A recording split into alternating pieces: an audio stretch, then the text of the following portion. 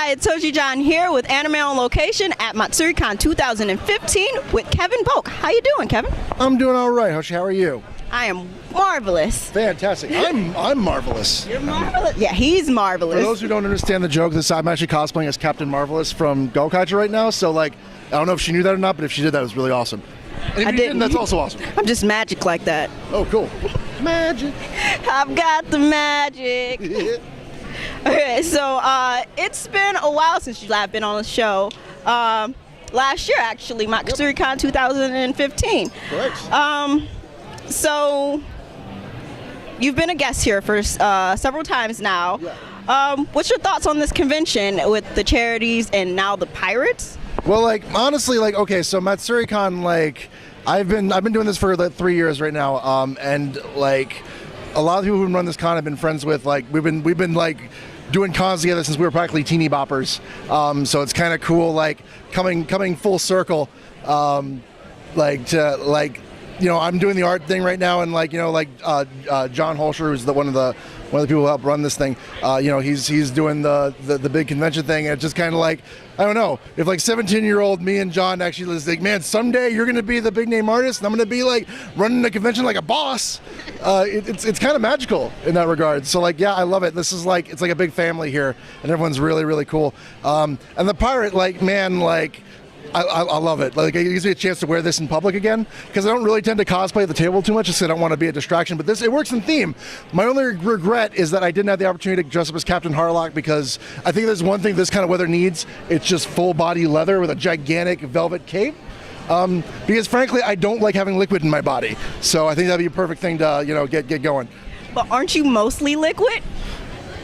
In that outfit, I assure you in that outfit, it'll be coming out my sleeves. I don't know, like, anyone who used to like follow me when I was doing in my younger cosplaying days, I used to cosplay as M. Bison from Street Fighter, and I made the mistake of making it out of carpet vinyl in the middle of July. So there would come a point where I could squeeze my wrist like that, and it would come out, the sweat would come out like a faucet. So like, not something I want to repeat. Oh God. You could have said it was like a twist on, like, you're now a waterbender. Yeah, exactly, yeah. Psycho Crusher. So tell us a little bit about your project titled I'm My Own Mascot.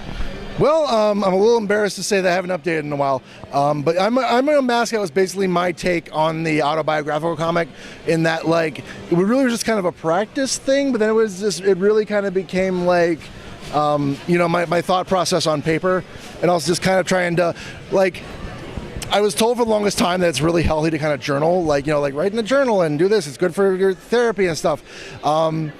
And like, I don't know, I'm one of those people where, like, if I want to do this, I want to be able to actually like have it be something useful. So I figured if I journal, I might as well do it in a comic strip, and like I can sell books that way. So, you know, practical, I guess. But I haven't been updating it too much recently, because we're actually working on the wonderful card game that we got going on here. So, yeah. So my mind went to Outlaw Stars. Perfect pirate theme. So tell us a little bit about your other project, Trigger Star. Okay, well, actually, that's another one where I'm embarrassed to say, much like I'm in a mask, that's kind of on the back burner right now. But essentially, the full title is The Last Mystical Legend of the Fantastic Fantasy Trigger Star.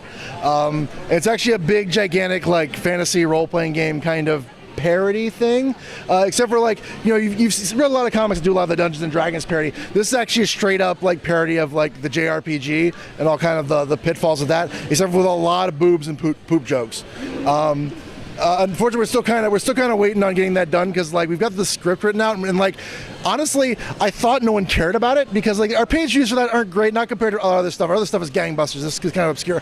But over the past year, I've been having a lot of people come to the table and being like, "Hey, when are you going to update that? Because I really miss it." And like, really, people read that? Like, I feel kind of obligated now. So, so we'll probably make that. Hopefully, I say it every year, but hopefully within the next year, we can get it going again, because there is an ending. We just got to get it drawn. Because, I mean, boob and poop jokes sounds pretty awesome. I'm just saying, like, yeah, that makes the world go round. Makes my world go round. So, with all the many genres for convention, what's your favorite between, like, anime, comic book, and... You made me choose between my babies. I don't know. It's like you're asking me who my favorite Ninja Turtle is. It's Michelangelo, by the way. So in that spirit, I would probably say like it's hard. Like there's different things that I like about each one. Because like with anime cons, it is almost always a volunteer organization. So there's really a lot of like personality and love and like feelings going into that. And you know with Comic Cons, the guys it's still fun. But it's not quite, it doesn't have that kind of family atmosphere that a lot of anime cons do, because it's a lot of people who are paid to do it. But I also love the atmosphere of a comic convention. Like I think that's really cool. It's a different kind of vibe, but I still really dig it.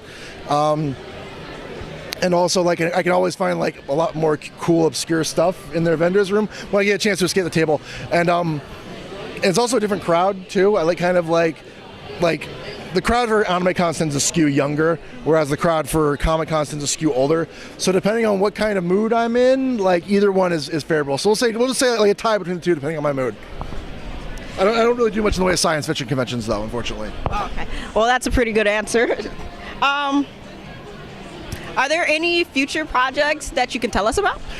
It's funny you should ask, because yes, we touched, but okay, currently we are working on Pocket Rivals strategy card game. Look at that, isn't it beauteous? Yes. We're actually working on, we've been developing with Team Kultsau, basically a concept.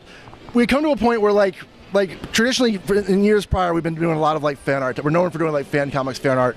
But our company's been growing to the point where that's not something you really want to, like, there's a major glass ceiling for fan work that unfortunately we've kind of hit really hard. So we were like, okay, well, I want people to like, you know, we've built an audience, we have people who like the art. How can we make something for them that's original, you know, 100% original IP, but still fun and get them on board with it? And I thought, wow, how about we do like collectible art cards, but that are also a game as well? And from that's kind of where Pocket Rivals was formed. And so it's given me a chance to like, it's all original characters, so I get a chance to really just go crazy. Like the first expansion right now is monsters versus robots, and so I'm basically taking my favorite like, you know, like mythological creatures and monsters and movie monsters, and then kind of pitting them against like crazy awesome like robot designs inspired by my childhood. And you can see there's a lot of love in a lot of the characters we designed here, so it's a lot of fun. Currently it's currently in beta, which you can see right here. And currently we are taking beta feedback for it, but right now we're actually constructing we're working on starting a Kickstarter between September and October is what we're looking at, and it's actually pretty awesome. We had Jake Paik, all those of you who are Matsuricon familiar, he's the voice of Professor Sycamore Dumont, really great, awesome guy. He actually came down, he played the game, he's really excited about it. He came down to Baltimore, sick as a dog, like so sick, but he came down, filmed the entire thing, got us really nice equipment, like edited it. He even did the voiceover for this thing, and it just came out incredible. And I'm really excited to be able to share that for everybody. But yeah, like there's so many people putting a lot of heart and talent and time into getting this thing going. So I think if you were to ask me what our next big thing is, it's definitely going to be this, and I think it's going to be what's going to launch Interrobang into the stratosphere, and I'm really excited about that. I'm looking forward to taking all of you guys with us. So is there any place that your fans could keep up to date with you so they can know when this is? Yep. As always, it's interrobangstudios.com, INTERRO, bangstudios.com, kevinbolk.com occasionally. And really, like, if you want to look me up on Facebook or Tumblr or any sort of social media, you either look me up by my name, that's Kevin Bolk, KEVIN, BOLK, or in Interrobang Studios. You know, if you don't remember that it's spelled, then you should back up the video about 10-15 seconds and you'll get it there. So good job. Yeah, just pretty much, or you can just, you know, like hit me up at any of these conventions. I'm always happy to talk to people. So, especially ones in green velvet to go with my red velvet. It's like Christmas. We're gonna have Christmas cards coming soon. Yes, awesome. I like it. Do it. Happy holidays, guys. It's Christmas in August. Definitely. Right. Just without the snow, but this is Ohio, so you'll never know. We might have snow tomorrow. Right. So you've heard it here first at Anime on Location. The only thing that Ohio has more than snow is drowsies, apparently, from Pokemon Go. So congratulations, we're practically lousy with them right now. Drowsies and Jinx. Drowsies and Jinx. Actually, I want a couple Jinx. I don't know. I think I've yet to find. Tomorrow? Okay. Oh, I need a Tauros. Yeah, great. Okay. We had nothing but Meowths and Jigglypuffs and Clefairies in Baltimore, so really, come to Baltimore, hang out. We'll get on that. I've been to Baltimore and I caught a few Pokemon there. Yeah! Awesome. So you heard it here first, and I'm on location at Matsuricon 2016. See ya. There it is.